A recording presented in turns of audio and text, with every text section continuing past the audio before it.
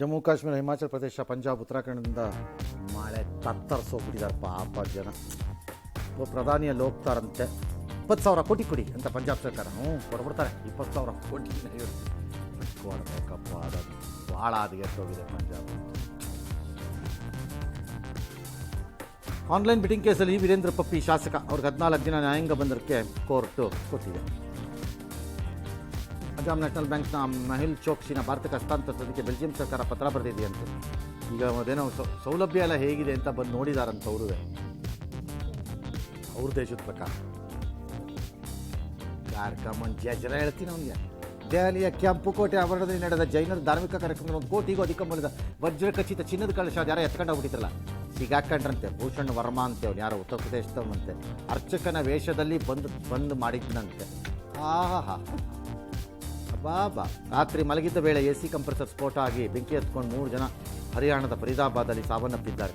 ಅಯ್ಯೋ ಪಾಪ ಅಲ್ಲ. ಬಾಗಲಕೋಟೆಯಲ್ಲಿ ಅಂಧ ಮಕ್ಕಳು ಹಾಗೂ ಸಾರ್ವಜನಿಕರು ಸೇರಿ 15 ಜನರ ಮೇಲೆ ಹುಚ್ಚುನಾಯಿಗಳು ದಾಳಿ ಮಾಡಿವೆ. ಬಾಗಲಕೋಟೆ APMC ಯಾರ್ಡ್ ಬಳಿ ಯುವ ಸಜೀವಿ ಅಂಧ ಮಕ್ಕಳ ಶಾಲೆ. ಗಾಯಾಳುಗಳಂತ ಅಂಧ ಮಕ್ಕಳು. ಸುಪ್ರೀಂ ಕೋರ್ಟ್ ಜಡ್ಜಿ ಯಾರಿದ್ದಾರೆ ಅವ್ರು ಹೇಳಿ ಕಳಿಸ್ಬೇಕಿದೆ. ಆಮೇಲೆ ಅದು ಯಾರು ಗ್ರೇಟ್ ಘನತೆವೆತ್ತ ಸಮಾಜದ ಘನತೆವೆತ್ತ ವ್ಯಕ್ತಿಗಳೆಲ್ಲ ಸಪೋರ್ಟ್ ಮಾಡಿದ್ರಲ್ಲಪ್ಪ, ಅವ್ರಿಗೆಲ್ಲ ಫೋಟೋ ಕಳಿಸಿ.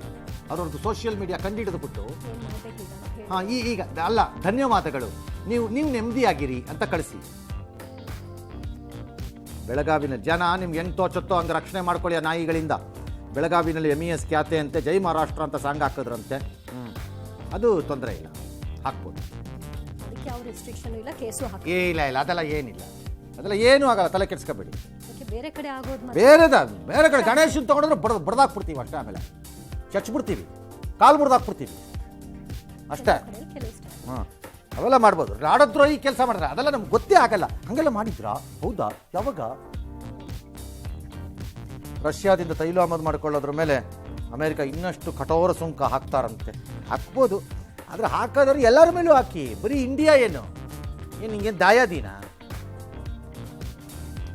ಜಮ್ಮು ಕಾಶ್ಮೀರದ ಕುಲ್ಗಾಮ್ನಲ್ಲಿ ಭದ್ರತಾ ಪಡೆಗಳ ಜೊತೆ ಭಯೋತ್ಪಾದಕರೆಲ್ಲ ಗುಂಡಿನ ಚೊಕ್ಕಿದ 2 ಭಯೋತ್ಪಾದಕರನ್ನ ನಮ್ಮ ಯೋಧರು ಹೊಡೆದಾಕಿದ್ದಾರೆ. ಮಲಯಾಳಂ ನಟಿ ನವ್ಯಾ ನಾಯರ್ ಅವ್ರೇನು ಮೆಲ್ಬೋರ್ನ್ಗೆ ಹೋದ್ರಂತೆ, ಆಸ್ಟ್ರೇಲಿಯಾ. ಏರ್ಪೋರ್ಟಲ್ಲಿ ಹಿಡ್ದಾಕಿದ್ರು. ಏನು ಮೇಡಮ್ ನೀವು ಮಲ್ಲಿಗೆ ಹೂ ಹಿಡ್ಕೊಂಬಂದ್ಬಿಟ್ಟಿದ್ದೀರಿ?